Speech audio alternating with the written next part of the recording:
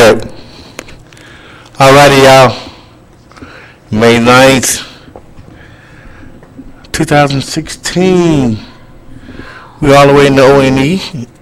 Make sure you tune your station, your iPhone, your iBook, your tablet, your computer. 1690 AM, The One. Again, hello. Thank you for tuning in to Real Talk. Again, today's date is May 5th. My name is Willie Hamilton, and you are listening to 1690 AM The One. You can go to www.ustream.tv/channel/Omaha 1690 AM The One. Or you can go to http://tunein.com radio 1690 AM The One.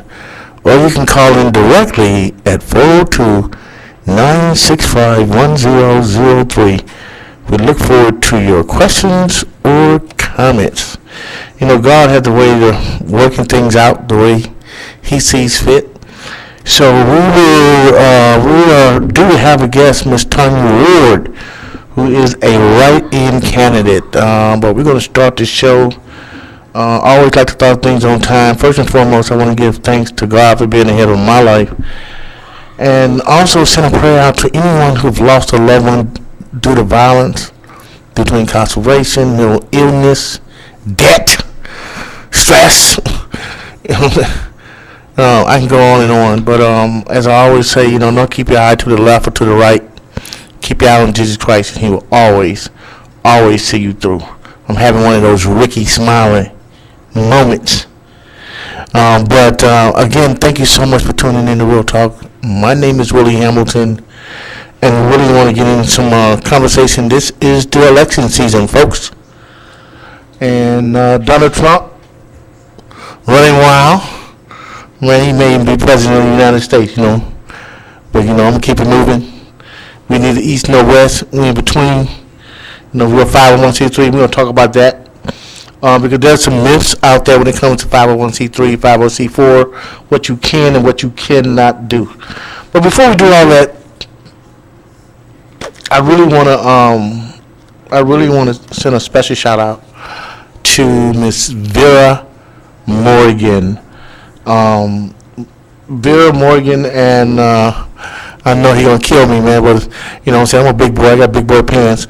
But the whole premise behind Mother's Day lunch was a friend of mine's, and his name is Lonnie, goes by Milk, and his mom, Miss Vera Morgan, and the story goes like this.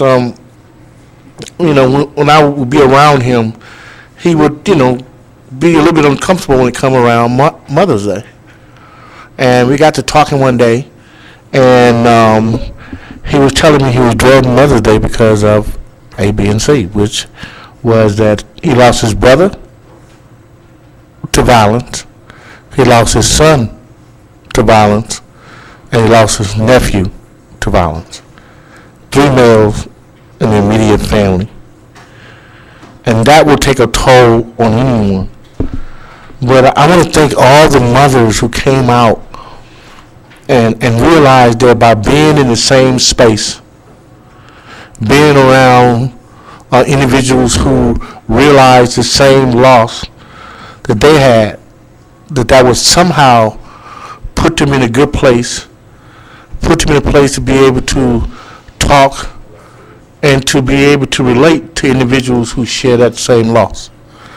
So I just want to thank everyone connected, but I want to first again thank Ms. Vera Morgan and the Morgan family.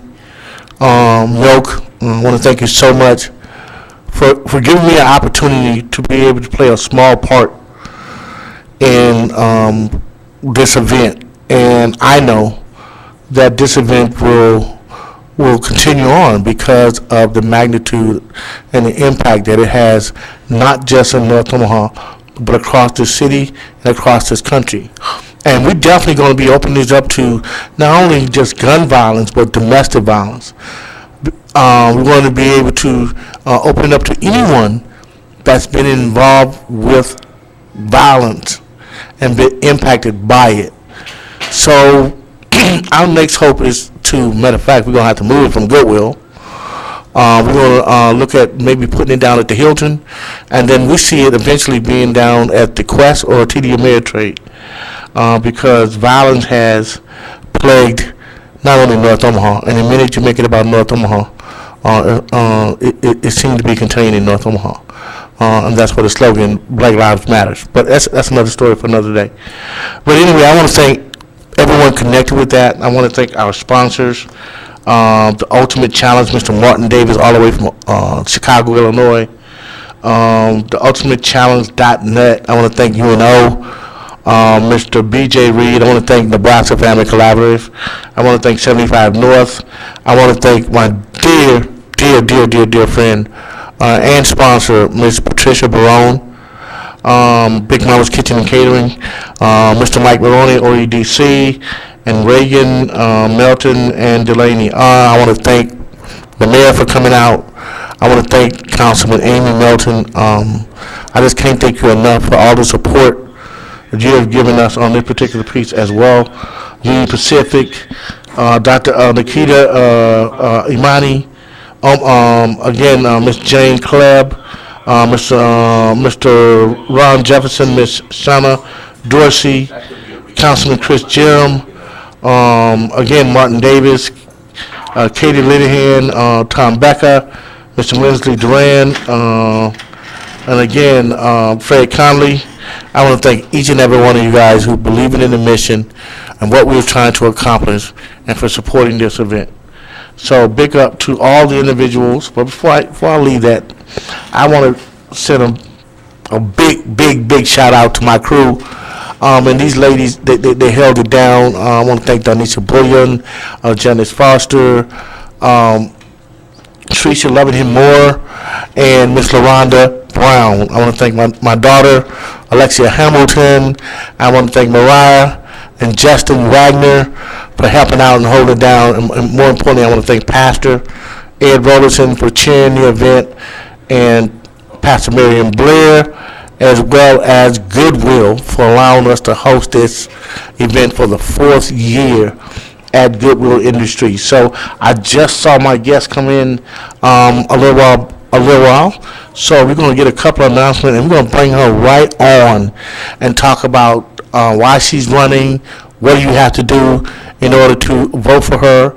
And also, I really want to get into this conversation when it comes to politics, because some things were brought to my attention. I know I'm going to lose some funding on some of the things I'm going to say tonight, but I've never been concerned about funding per se. I'm always going to say what's on my heart and always keep it real, because I got to get up in the middle of the night or in the morning and look at myself in the mirror and hold myself accountable. And like I always say, I got big boy pants, and I know how to do that very well. So again, folks, over the next 3 to 5 years, politics and the impact politics has on our community is probably at its highest level, even since Barack Obama.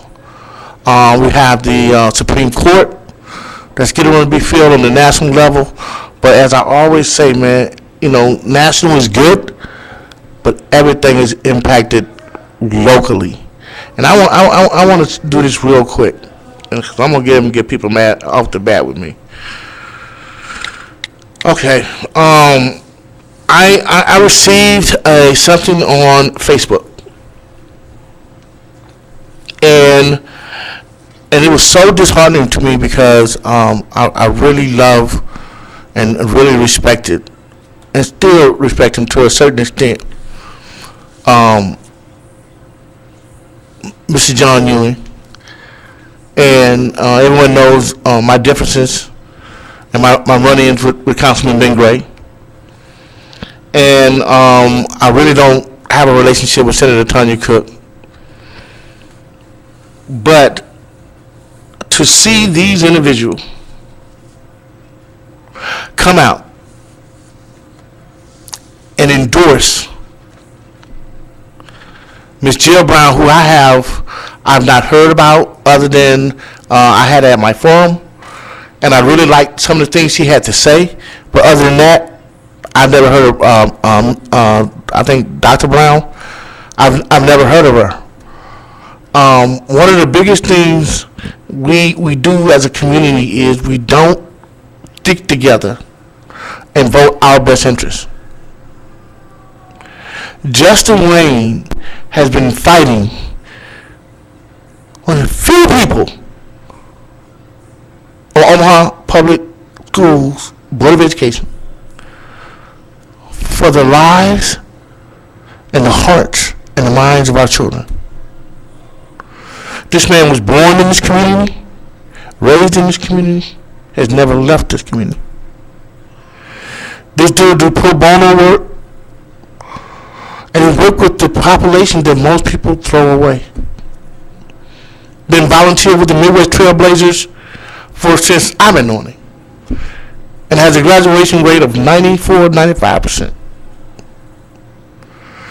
And then 3 of our highest ranking elected officials go out and campaign against him. Something is wrong with that picture.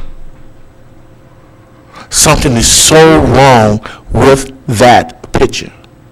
With that being said, we want to welcome our guest tonight, Miss Tanya Ward, write-in candidate.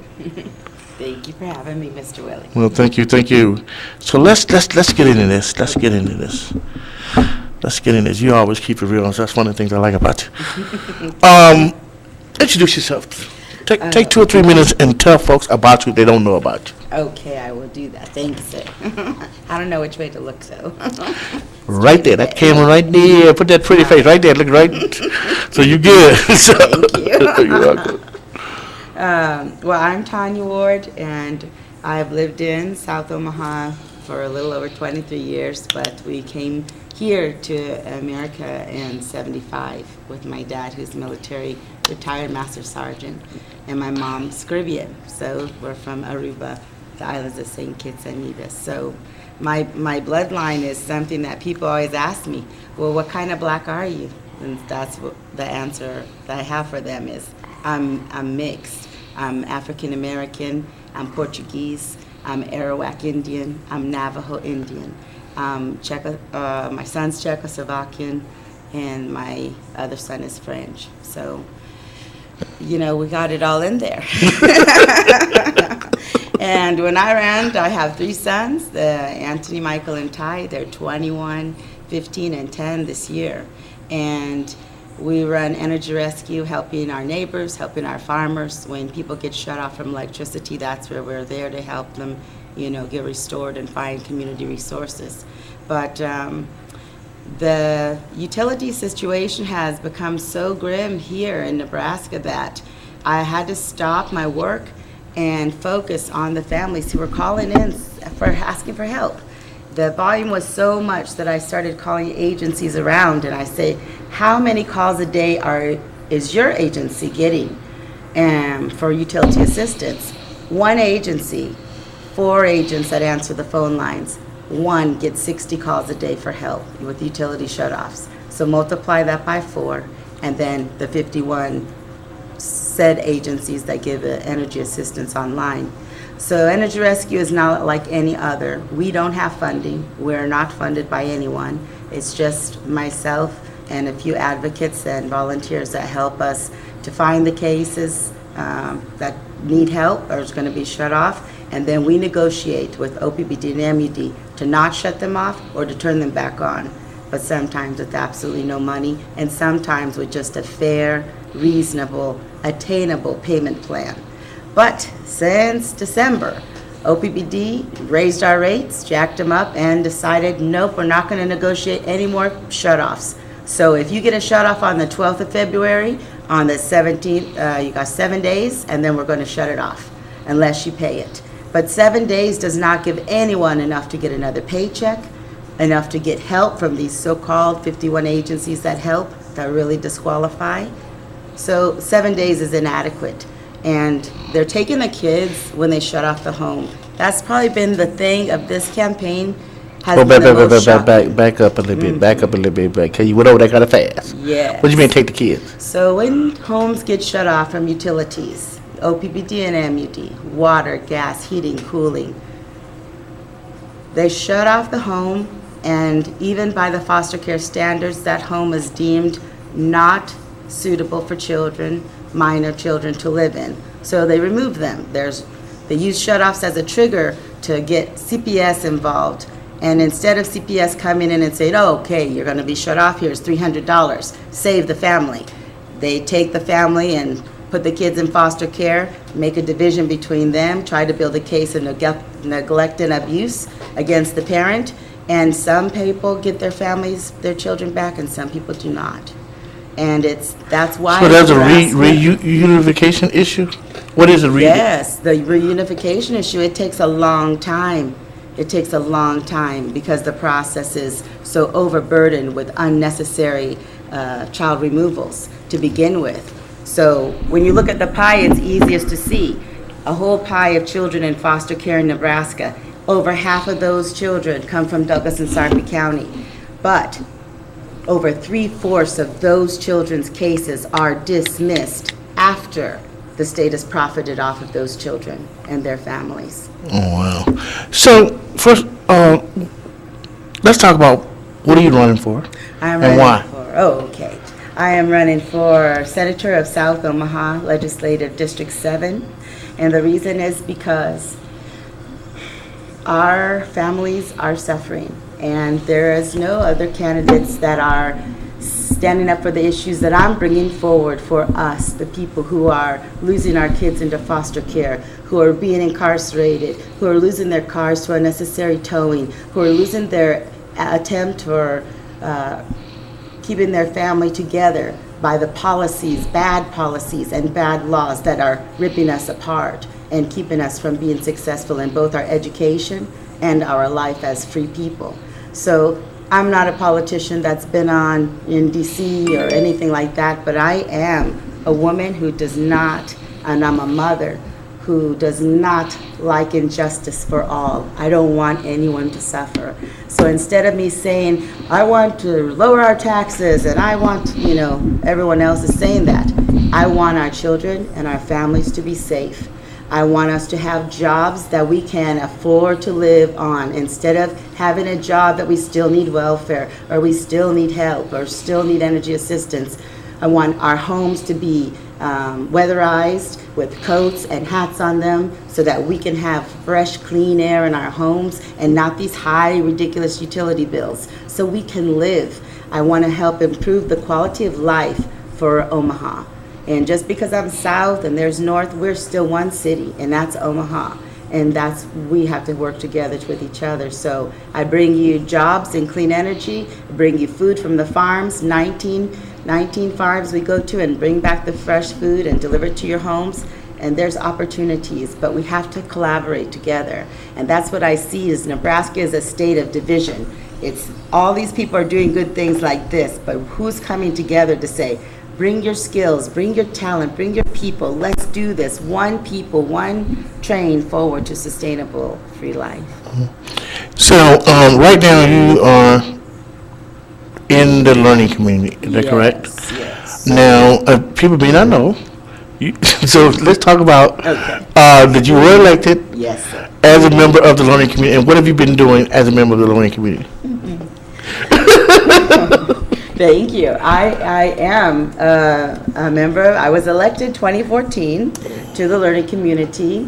I had to sign up and run a campaign.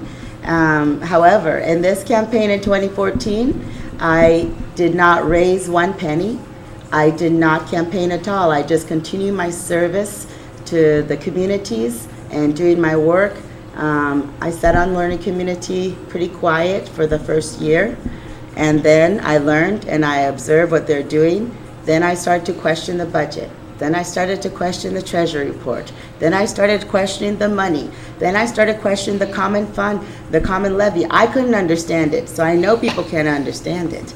And so that's why I gave support when it came to vote for that. I did give support for that common levy to be removed and the money, tax dollars returned back to the 11 school districts. I voted for that because I think that was a terrible thing that hurt us. But I don't fault at all the creators of the learning community, they did a good job trying to create a plan that would take the whole state forward with these, starting with these 11 districts. But the people who were in charge and sitting on the council did not roll it out that way.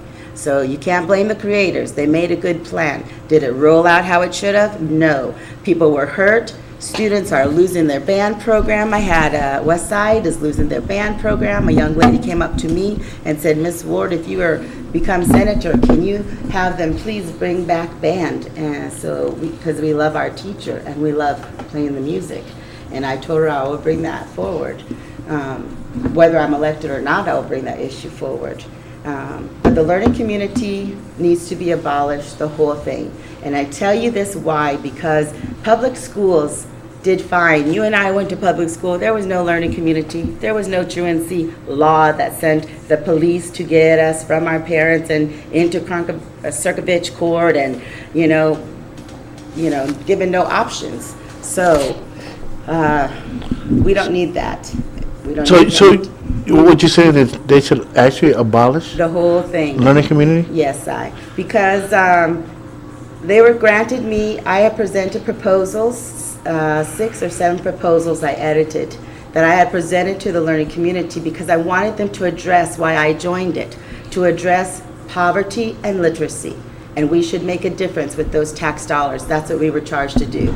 But we did not do that. So now they granted me an ad hoc committee that focuses on what negative impacts truly affect the academic performance of our students. And number 1 is shutoffs. And number 2 is CPS and the foster care system unnecessarily disrupting the lives of children in poverty. Those are the number 2 things, utilities and foster care. And no one has addressed that. All of these years, Mass it's going on 10 incarceration, years. dropout rate. Yes, the dropout rate. Mass Yes. incarceration. I mean, you have to put, mass incarceration there because 1 out of every 3 African American males are incarcerated. I mean, those numbers alone should be alarming. They're scary. That everybody should be addressing that particular problem.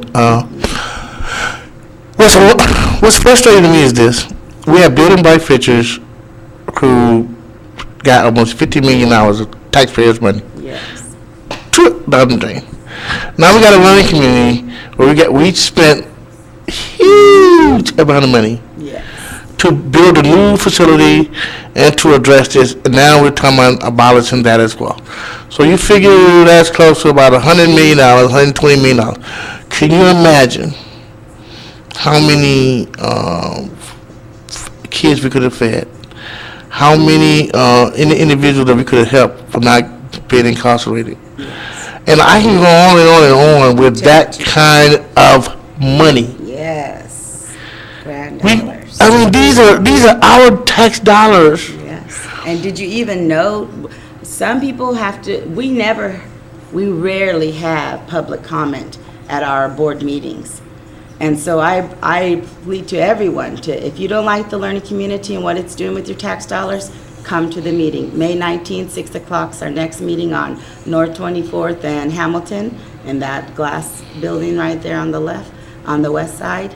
And speak out, because they need to hear from more than just me, although I'll always carry your voice forward. But it would be so great to see people in there questioning the budget, questioning, why are we paying this? What is this for? We just learned that goals, gave them $270,000 in the last 3 years. And last meeting, nobody was there to say anything about it. They gave them another $95,000 a year for evaluations of the goals program. But the goals program was part of that net that you brought me on the show before, truancy. And it cast a net across 10,000 some families that caught up in all of that. And goals was the trigger for us to go to the Sarpy County attorney. So. But I know Jamila Parker, and I really like her. Yes. I have not been down to the learning community, so I really can't speak from that perspective. All I know is I know her. If we scrap it, what's going to happen with all the facilities We just absorb all of the programs that are good and good for us into the 11 school districts. There's room for her to teach a class. We have 11 school districts with how many buildings? I don't even know the full numbers, but what we do in those 2 buildings, we can absorb into the 11 school districts and keep the programs that are good and get rid of the So they do ones have that- programs that have measurable outcomes or measurable success. Well, I didn't say Oh, you said, hold on. You say keep the programs that are good. That's kind of almost insinuate that they got some type of good. we've done, okay, in the scope of 10 years, what the learning community was charged with, always from the beginning, make an impact, make a difference in poverty and literacy. When I was elected in 2014 and joined, I asked to see the measures, but I didn't see it. So that's when I started to question, how are we really impacting? I asked Ted Stillwell, in a District 5 meeting, I said, well, how do teacher coaches impact or help children in poverty? And how does that help poverty? And he looked at me and he said, well, honestly, Tanya, it doesn't, but it helps the teacher. When we went to school, our teachers didn't have teacher coaches, teacher A, all Right. of these people to help a teacher. So they said they're for behavioral, to help reinforce the behaviors of our children. Well, what happened to the dean's office? Where's the counselors? Where's the principal's office? What is the learning community? I mean, is it a separate school?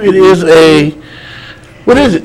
Learning community is an entity that prior to the last, most recent bill that took away the common levy, learning community was given all of this money that the legislature would tell us what to do with the big common levy money, and basically the checks were written.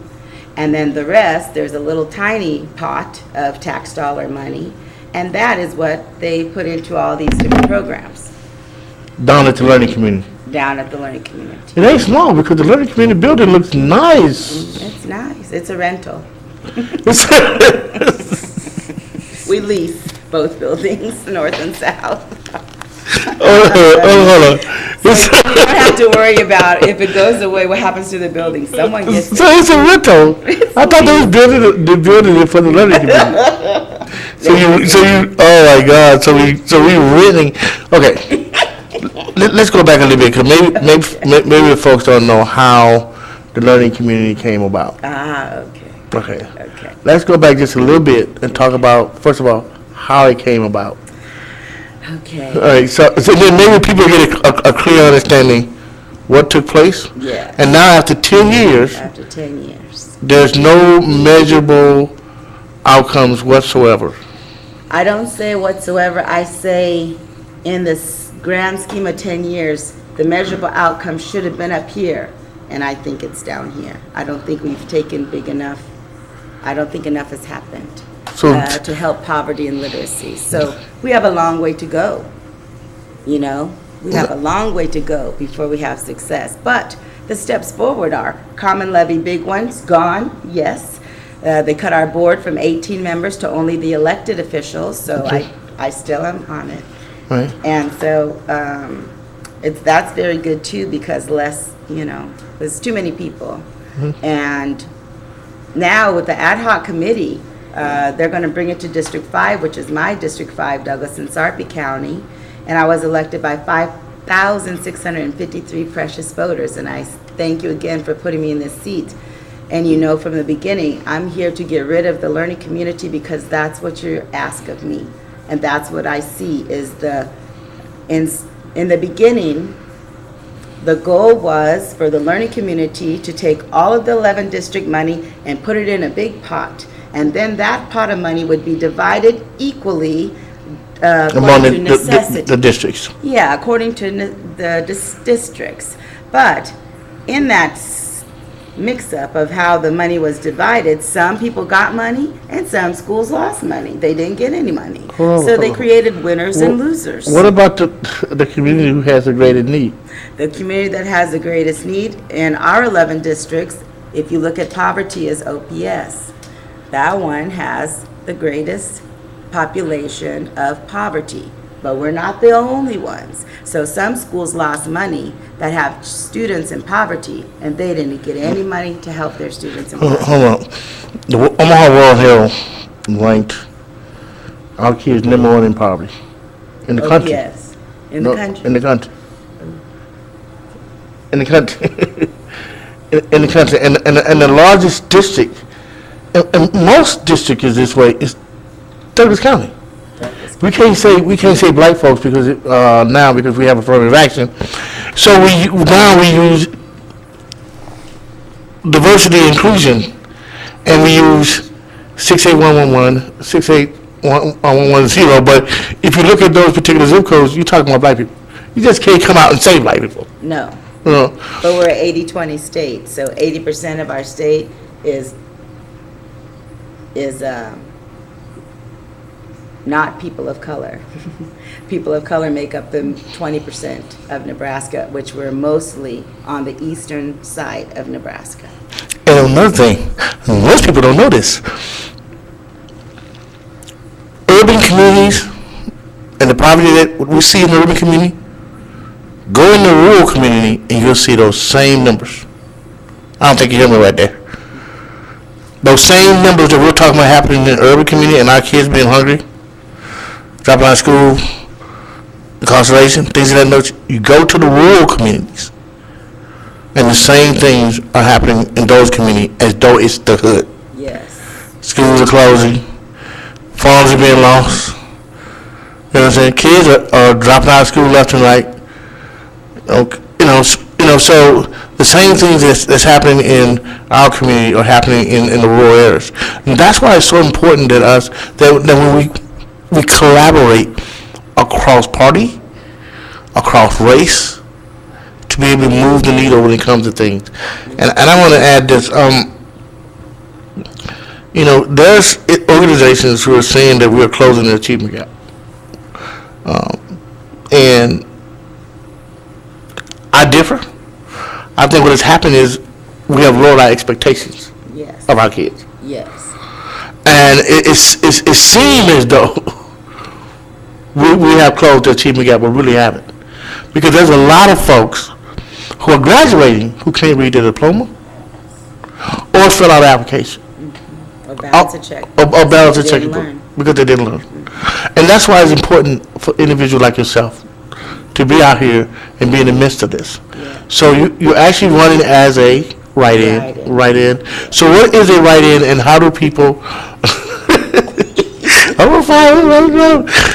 And how do people, after hearing you tonight, will say, okay, I like what she had to say. All right. All right, so what do I do? What do I And where do I find her name? Okay.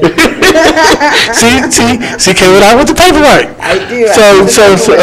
So walk us through what people need to do to vote for I don't know Tanya if we can get Ward. this.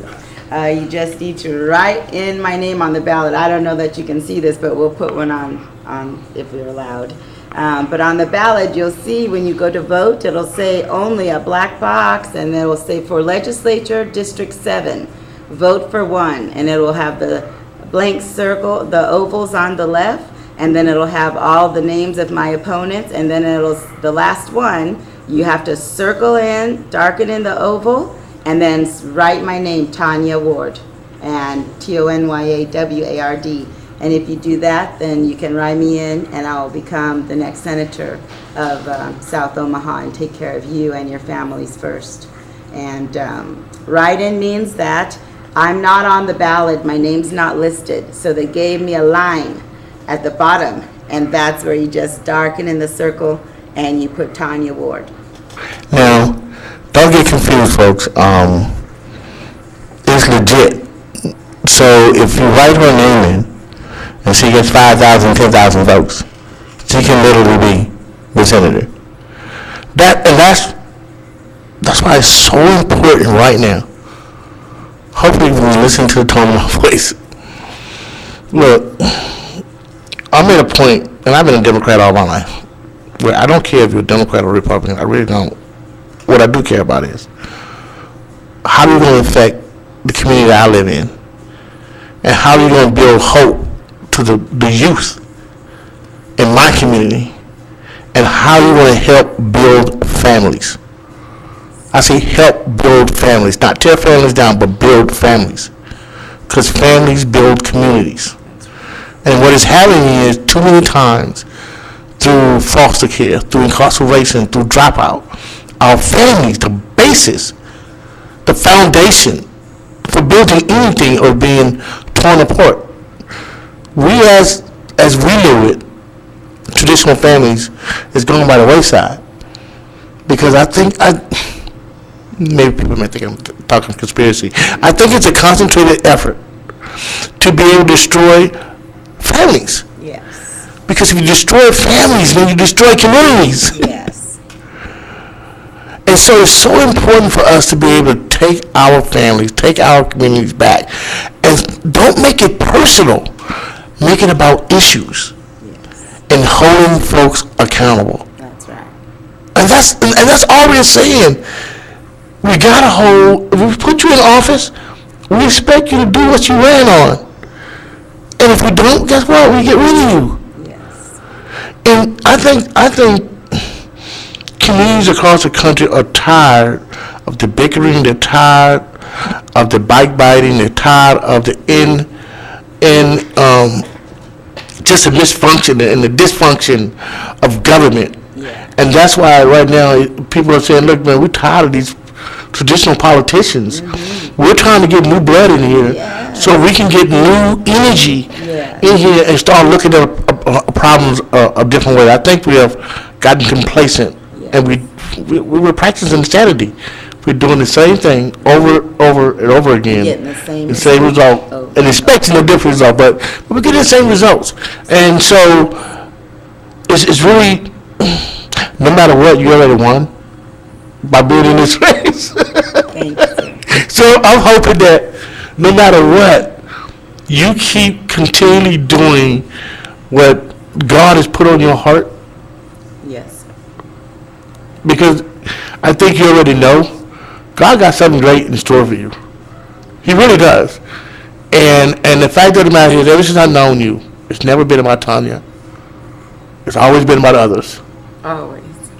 You know, and that's what we need. So, you know, look at that camera, you know what I'm saying, and tell people what I already know. And why is it so important for folks to look at you as a serious candidate and vote or write you in?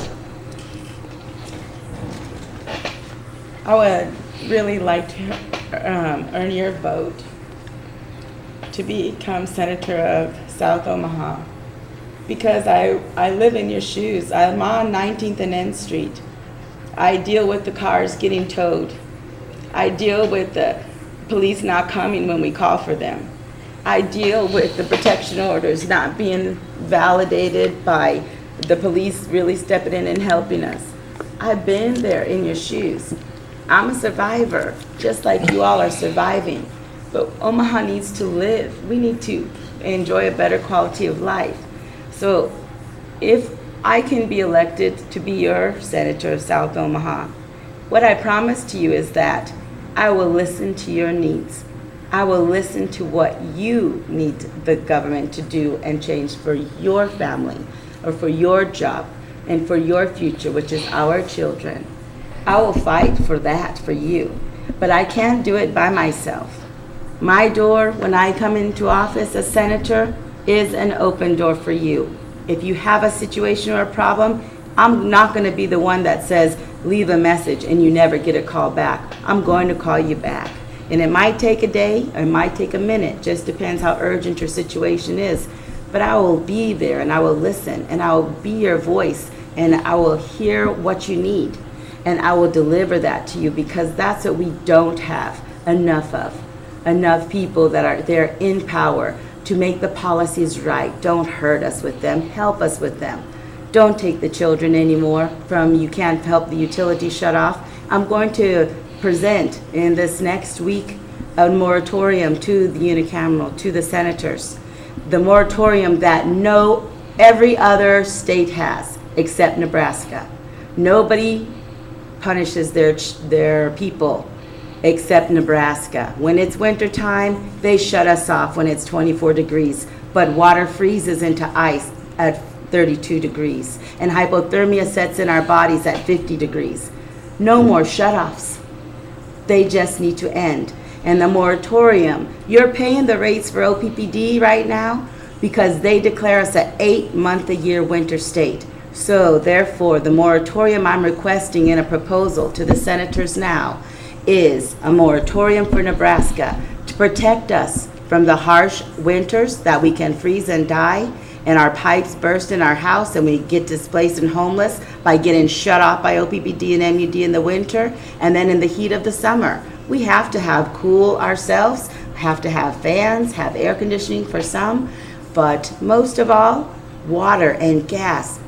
They shut off our water. They shut off our gas. That makes us a third world country in the heart of America, and that just has to stop. And as your senator, I promise to you, I will be here for you. I will protect the children. I will protect our land, the soil, the water, the air. I will protect us. But I can't do it without you.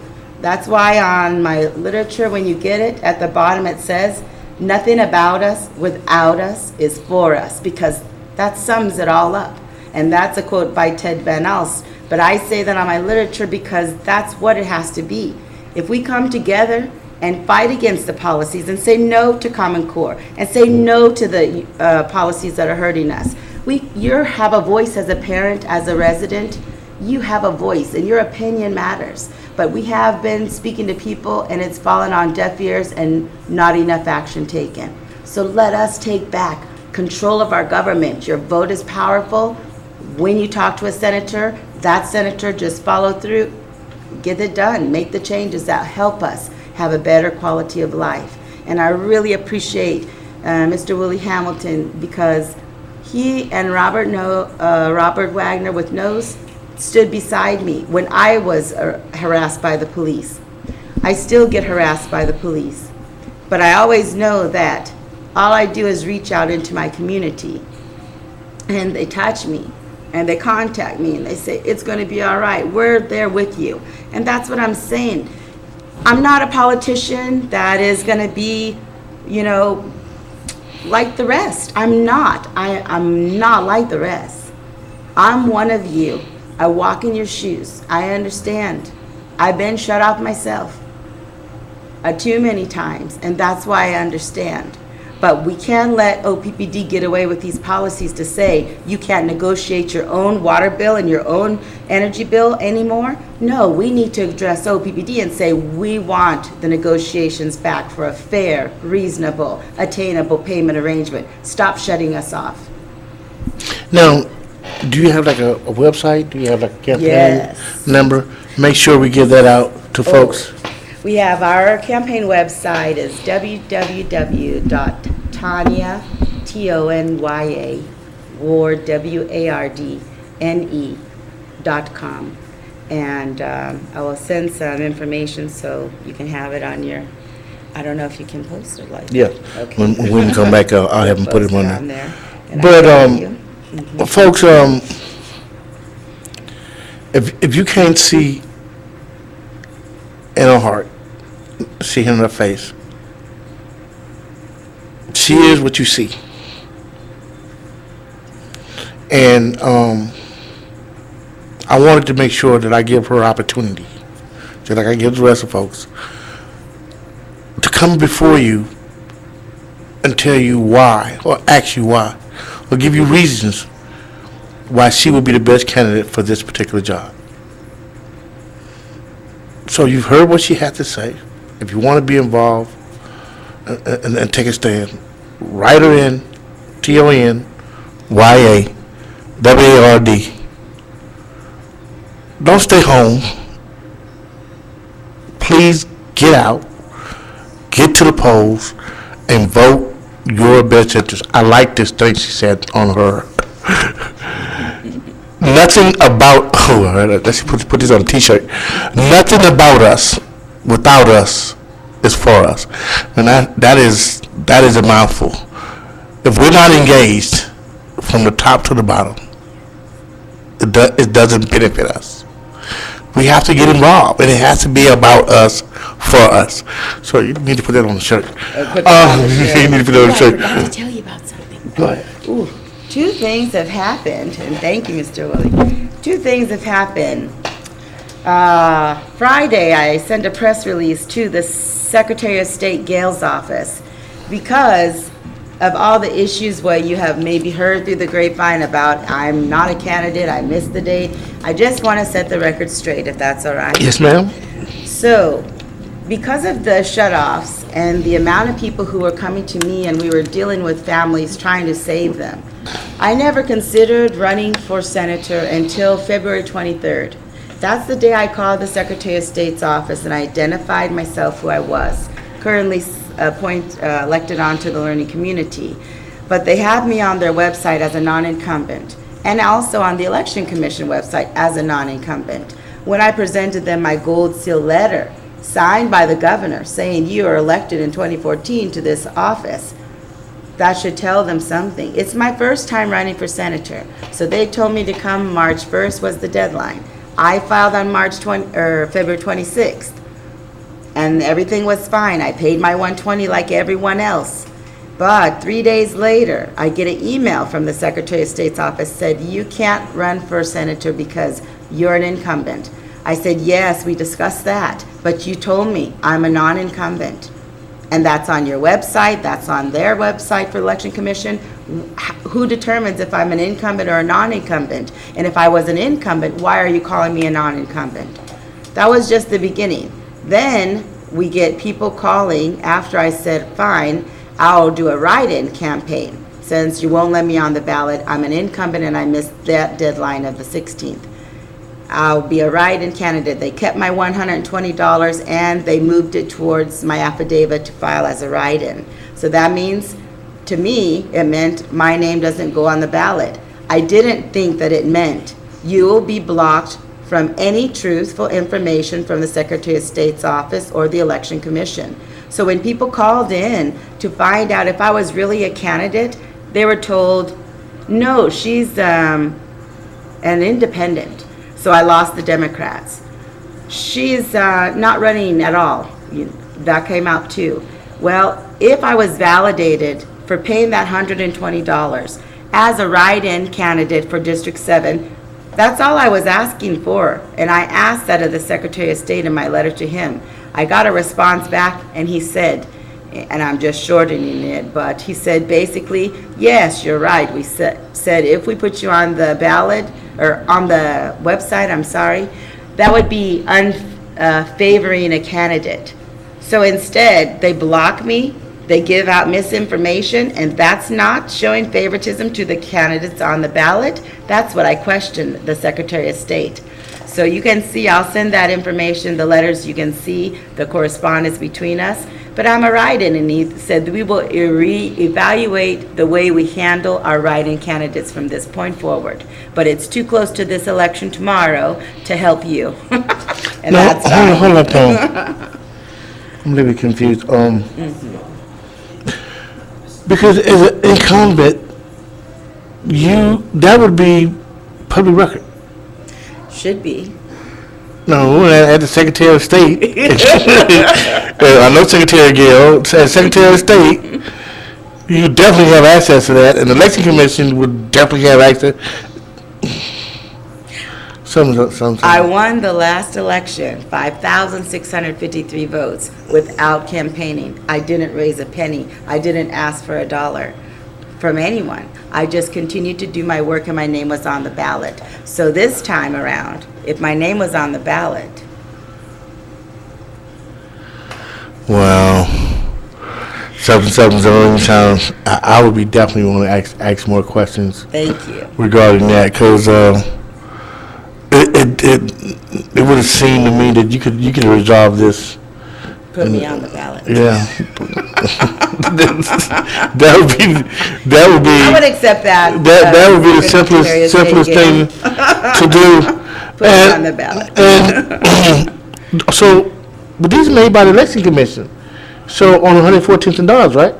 Election Commission is they told me that their website is identical to the Secretary of State's website. So when they aired so did the Election Commission err and say I was a non-incumbent and I was an independent, but both, I'm on a Democrat. But they make up the ballots. All they got to do. Yeah. Oh, I see. I see what happened.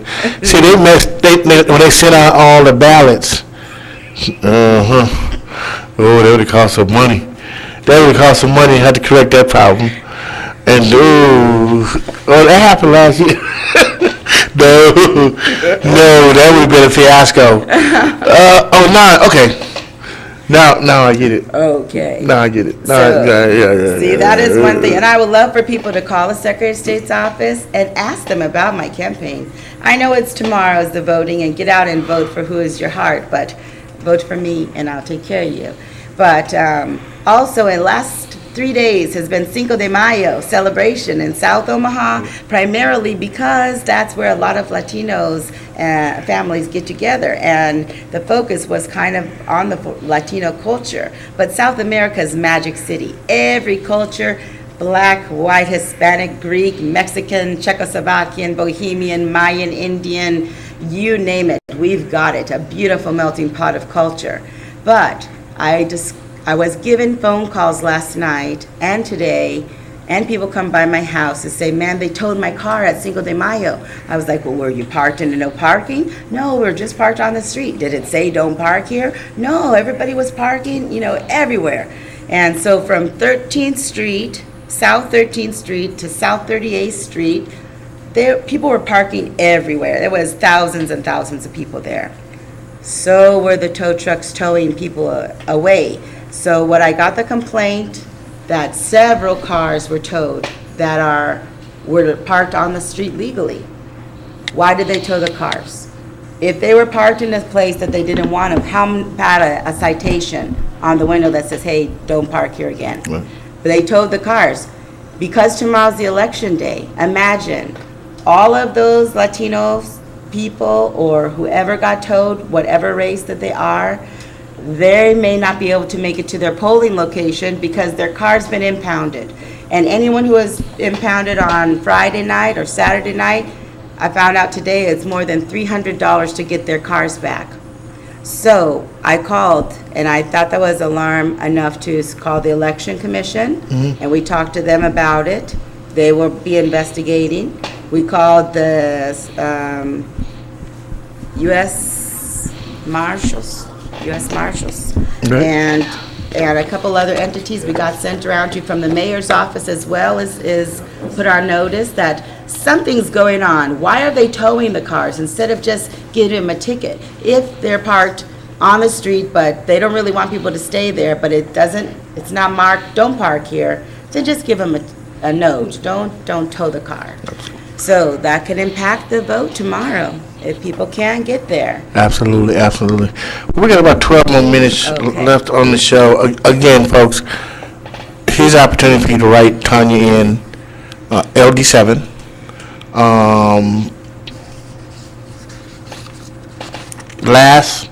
The last spot on the ballot. All you got to do is color it in and write her name in. Write in. That's what we call it, write in. So basically, you just write in Tanya Ward, and then she becomes a vote. So make sure you go and do that. And I appreciate every one of you taking the time to darken in that oval and write my name, Tanya Ward. And I think we'll move forward successfully together. Good. Okay, we got about 12 minutes. I want to make sure we get a couple of announcements out of the way. Again, I want to thank Ms. Vera Morgan. We now have our name moving forward. We're calling it Morgan's Hope. No murders in May. And it just fit what we're trying to do. And what she wants to do is basically have a hope that another mother don't have to go through what her family has went through. So that's our hope. It's for us to never have to go through that. So I want to thank Ms. Vera Morgan and family for really cementing our name and our mission for the No Murders in May. Again, folks, you can actually download this video cast at www.ustream.tv/channel.omaha 1690 AM The One. We actually have a program called the Urban Pre-Vocational Training Program, and the whole focus of this program is to basically go behind the walls before these individuals, youth, between the ages of 16 and 20, 21 sometimes, before they get out, is to help those individuals with wraparound holistic services and to be able to do training for the trades. But not just that, to actually connect them or bridge them once they're getting ready to get out with jobs, or to be able to help them start their own business. And we all know that if you get out of the criminal justice system and you got a career, a job, not a $8 an hour job or $7 an hour, but a career job where you're making living wage, 15, 20 bucks an hour, you have a less likelihood of returning to being incarcerated. We all know this. High jobs go up, violence come down, mass incarceration come down. But the fact of the matter is, so many times, society, we have been pushing so many of our kids to get an education. I know a lot of kids who got an education and their diploma is sitting on the wall and they're trying to look for employment. The fact of the matter is, the trades and entrepreneurship should be something that we should be cultivating within our community to be able to create our own jobs, our own economic base, to fund our own schools and our own programs. And that's the mindset we got to start having. The cavalry is not coming. We are the cavalry. And we have to start thinking outside the box on what we want our community to look like. But more importantly, we got to get a backbone and stand up for whatever that may be. And sometimes that means you might stand up by yourself. Sometimes. But as a leader, you should be willing to do that. More importantly, our community, we have a role as well. When our leaders are not representing us in our best interests, it's up to us to be able to galvanize, organize, and go to the polls and vote these individuals out. May 10th, tomorrow, you have the opportunity. If you are satisfied with the status quo, then you vote that way. If not, then you have an opportunity to vote so many different people in who are running for office who have never ran for office before.